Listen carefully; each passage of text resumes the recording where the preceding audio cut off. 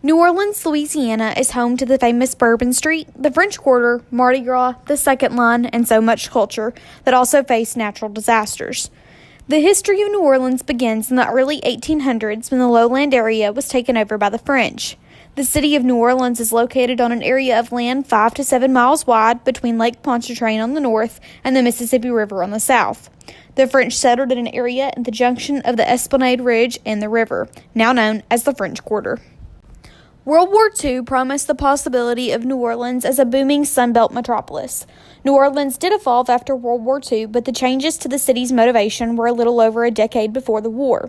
The city grew exponentially fast by 366% between 1830 and 1860. The growth of the city also caused it to expand into being more of a port city.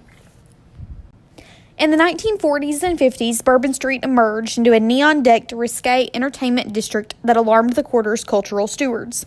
After long battles over commercial and highway expansions into the district and municipal policies to concentrate tourism along the adjacent riverfront, the politicians during that time unwittingly primed the city to be equally dominated by tourism industry that is also known to mimic Disney's Happiest Place on Earth. On August 29th of 2005, everything that New Orleans had built came to a screeching halt during Hurricane Katrina. The U.S. Census Bureau reported in 2017 that 25.4% of the New Orleans population were still in poverty. Those that lived in public housing lost their homes during Hurricane Katrina, but the city did not reopen public housing and failed to provide basic services such as healthcare, public education, and so much more to many of the displaced residents. Strategizing ways to meet the needs of several groups of people is required by government officials. In terms of business, people can strategize their business by creating a mission or vision statement. The busiest time of year for the city of New Orleans is Mardi Gras season. According to the City of New Orleans FAQ page, people of all ages flock to the city during Mardi Gras, but the city has to take several actions when planning the event.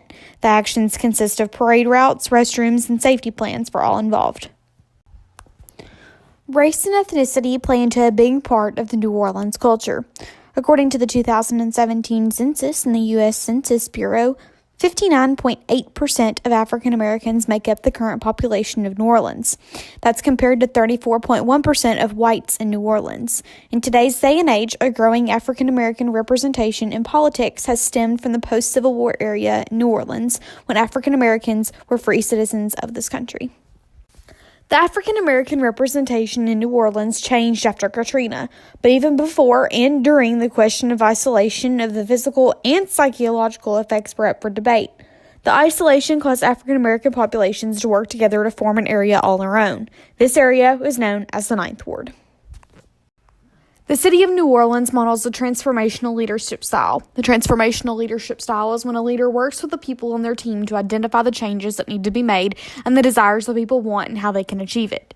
During both of my visits to New Orleans and from 2016 to 2018, I got to experience much of the culture. As you'll see here in various images from my experience, the culture of New Orleans is something that sure is memorable and that will never, ever change.